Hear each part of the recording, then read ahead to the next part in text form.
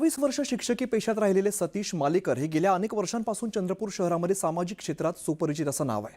त्यांनी काँग्रेस पक्षाकडून नगिनाबाग प्रभागामधून उमेदवारी मागितलेली होती, मात्र त्यांच्या जागी ऐन वेळेला विधान परिषदेचे आमदार सुधाकर अडबाले यांचे भाऊ सुरेंद्र अडबाले यांना काँग्रेसकडून उमेदवारी देण्यात आली। त्यामुळे मालेकर हे आता शिवसेना उभाटाकडून त्यांच्या विरोधात निवडणूक लढवत आहेत। मालेकर यांनी काँग्रेस पक्षावरती घराणेशाहीचा आरोप करत काँग्रेस पक्ष फक्त सामाजिक कार्य करणाऱ्यांचा वापर करून घेतो, मात्र निवडणुकीत त्यांना तिकीट देत नाही असा आरोप केला आहे।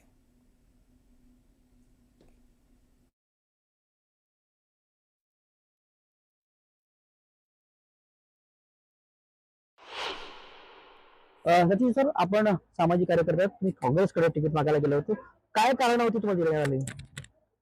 वास्तविक पाहता काँग्रेस आणि बीजेपी हे दोन्ही प्रस्थापित पक्ष आहेत।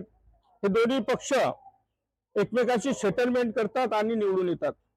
आणि वास्तविक पाहता हे दोन्ही पक्ष सामाजिक चळवळीतल्या लोकांचा वापर करून घेतात, परंतु निवडणुकीची तिकीट जेव्हा सामाजिक चळवळीतले लोक मागतात त्यांना न देता ते तिकीट धनाढ्य लोकांना विकतात, असा माझा आरोप आहे। आरोप नाही, खरी गोष्ट आहे।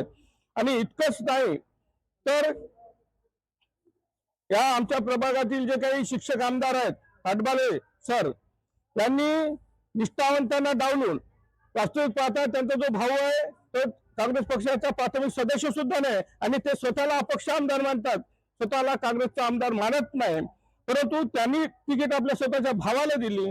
येणारी जिल्हा परिषद निवडणूक सुद्धा आहे आणि माझा दावा आहे की येणाऱ्या जिल्हा परिषद निवडणुकीमध्ये सुद्धा हे आपल्या नातलगांना, सुनांना, पोरांना तिकीट देतील, परंतु काँग्रेसच्या किंवा त्यांच्या पक्षाच्या कार्यकर्त्याला सुद्धा तिकीट देणार नाही, हे आपण लिहून ठेवलं पाहिजे।